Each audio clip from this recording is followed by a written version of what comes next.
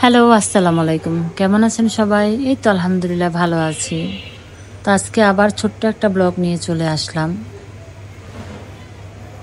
তো আমি এখানে ডাল রান্না করব আজকে।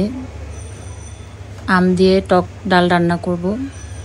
তো সেটাই আজকে আপনাদের সাথে শেয়ার করছি।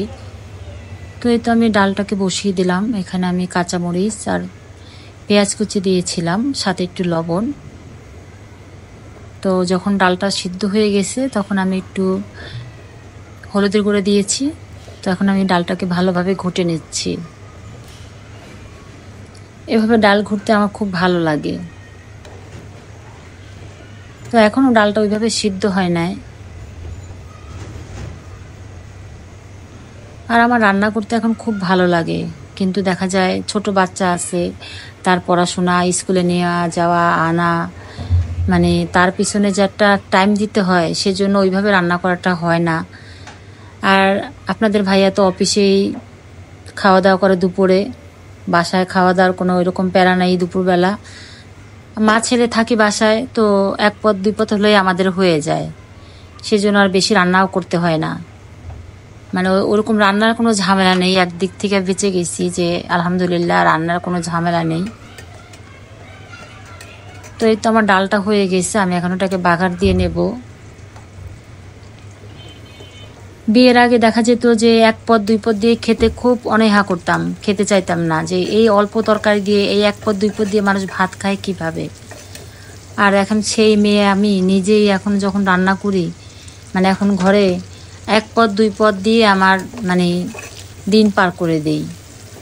মানে কিসের জন্য করি, যে অপচয় করাটা আসলে ভালো না। বেশি করে রান্না করব, খাবে কে? সেজন্য অল্প করে রান্না করি। আপনারা যারা আমার ভিডিও দেখেন, দেখেন যে আমি এক পদ দুই পদ, হাইয়েস্ট হলো তিন পদ। মানে মেহমান আসলে সেটা আলাদা কথা, কিন্তু আমি বাসায় এইভাবেই রান্না করি। আর ওরকম আমি জড়ায়ে খেতে পারি না, আমি ভাত শুকনো শুকনো ভুনোটা খেতে পছন্দ করি। আমার অল্প তরকারি হলে আমার ভাত খাওয়া হয়ে যায়। আমি অনেক আছে না যে একদম জড়ায় মড়ায় ভাত খায়, ভাতের থেকে সবজি কিংবা যে কোনো জিনিস বেশি খায়, আমি পারি না। আমার গোছ হলো 1 থেকে 2 পিস, আর তরকারি সবজি হোক যেটাই হোক মানে খুব অল্প পরিমাণের, মানে ওটা আমি খুব পছন্দ করি। তো এই যে কথা বলতে বলতে আমার ডালটাও রান্না হয়ে গেছে। এখানে এই যে দেখেন আমটা দিয়ে দিয়েছি, আমি একটু লাস্টের দিকে আমটা দিয়েছি, মানে আস্তে আস্তে টকটা ছাড়বে, একদম গলে যাবে না। তো ডালটা হলো, আর এক পাশে আমি ভাতটাও বসিয়ে দিয়েছি।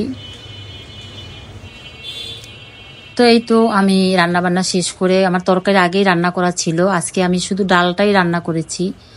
আমার গরুর গোশত রান্না করা আছে, সবজি ভাজি আছে, তারপরে আপনাদের ভাইয়ের জন্য মাছ রান্না করেছিলাম গতকালকে, সেই মাছ আছে। তো ডালটা আসলে অনেক মজা হয়েছে। আর বেশি টক হয়ে গেলে আমি খেতে পারি না, তাই আমি এখন গরম গরম খাচ্ছি অল্প টক থাকতেই।